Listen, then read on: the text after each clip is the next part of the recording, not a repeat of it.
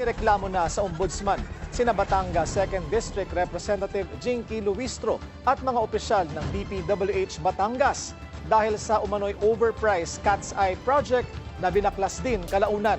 Narito ang exclusive agenda report ni Joash Malimban. Nagsumite ng isang letter complaint sa Ombudsman ang grupong Bantay Trapiko laban kina Batangas 2nd District Engineer Sonia Paglikawan, DPWH Calabarzon Regional Director Jovel Mendoza at Batangas 2nd District Representative Jinky Luistro. Kaugnayan ng umano'y maanomalyang Cat's Eyes o Reflective Road Studs Project sa Batangas City, San Pascual, Bawan Diversion Road. Sa inihaing reklamo, sinabi ng complainant na tila may indikasyon ng overpricing, irregular fund utilization at wasteful implementation ng nasabing proyekto sa lugar. Ayon sa isang 2024 DPWH order, aabot sa 8.9 kilometers ang haba ng buong diversion road. At least 2.6 kilometers nito sakop ng Batangas City.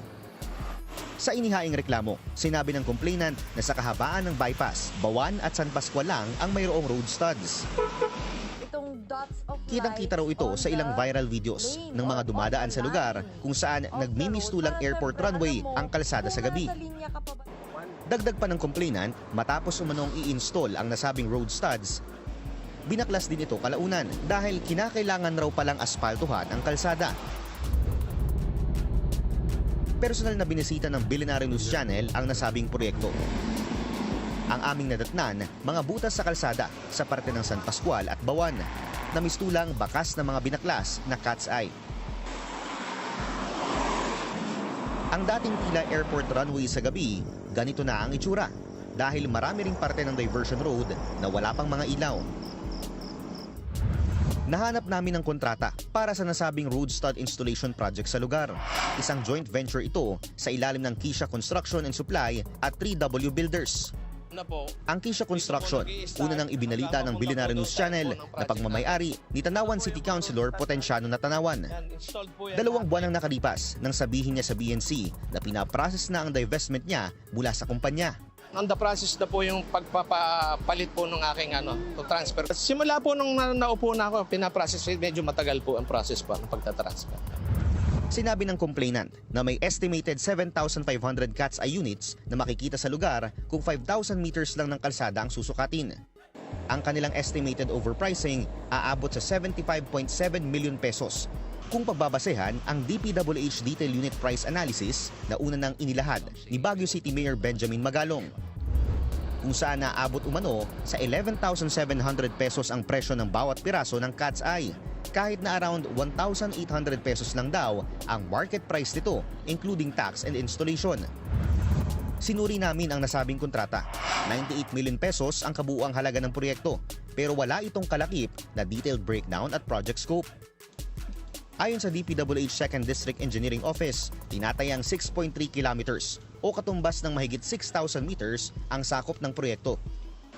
Kung susundin ang market price na binanggit ni Mayor Magalong, mahigit 16 million pesos lang dapat ang presyo ng proyekto.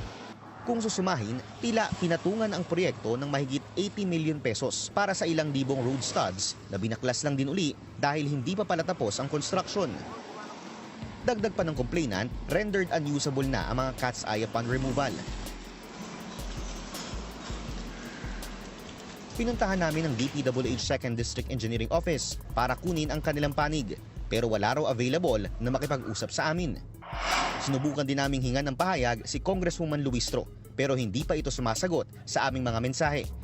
Ngayon, itong si Luistro, Jinky Luistro, sabi mo pa nga, kung wala ang speaker, wala ang AX. Kung wala ang speaker, wala ang tupad at lahat pang putang inang ayudang ito.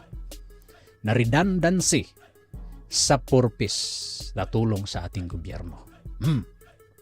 Ikaw pa mismo bukang bibig mo na kung wala ang speaker, hindi ito mangyayari. Itong walang hiya. Ngayon, Jinky Luistro, itong allegedly na 80 million na overprice sa inyong Cat's Eye na muling binaklas, kawalang hiya, kung itong totoo, gago, malinaw na pangtulis, malinaw na sobra ito malaking ebidensya nga gitulis ninyo ang taong bayan. Malinaw ha, overpriced. 90 million plus na proyekto, pero ayon sa mga eksperto at ang dapat daw pala nakabuuan itong budget or proyekto nagkakahalaga lang ng 11 million. Sa makatuwid mga boss, merong overpriced na 80 million itong putang inang mga magnanakaw na politiko. Sana makarma kayo. Ha? Sana nga talaga merong karma. Kasi kung merong nagbebenta ngayon dito ng pangkukulam, iisa akong bibili kung ito'y tested. At itong mga lahat ng itong mga walang hiyang gago na mga magnanakaw na mga politiko, iisahin ko yan. Bakit? Wala akong pakialam kung gagawin ko yun. Bakit? Para matapos ang hirap na ginawa ninyo sa taong bayan. Although makasalanan, pero sa panahon na lang ni Moises dati, allowed naman yung yung pagpatay. Kung sino yung nag-violate sa utos ay hahampasin, babatuin hanggat mamatay. Ngayon, napag-iwanan tayo sa karating bansa. Who are this? Vietnam, Japan, Singapore, Malaysia, dito pa nga sila nag-aaral sa bansa natin dati. Pero ngayon, anong nangyari? Napag-iwanan na tayo. Dahil, sabi nga ni Miriam Santiago, hindi tayo uunlad. Dahil sa mga putang inang politikong kawatan. Yan ang katotohanan. Jingle Luestro, sagutin mo to. Sagutin mo to, itong issue na to. Kasi hindi ka daw sumasagot Pati yung kasabwat mo, allegedly, na DPWH engineer, hindi sumasagot sa tawag ng Bilyonaryo Channel. We are thankful sa mga ganitong media na nag-i-expose sa mga kawalang hiyaan ninyo. You are answerable to the Filipino people.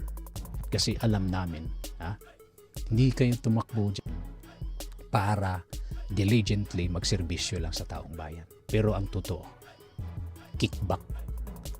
Kickbacks ninyo, bilyones. Yung pagka-greedy ninyo mga walang hiya kayo, mga kawatang politiko, ay sana meron talagang karma. Yung karma na yan, darating agad-agad. At para bang sili na muhalang daritso, itong mga walang hiya, itong mga kawatan ito. Mga boss, kung kayo po'y bago lang sa ating channel, sana po'y supportahan ninyo atong ating channel. God bless po, ingat po kayo palagi, mahalin natin ating bansang Pilipinas. Bye-bye!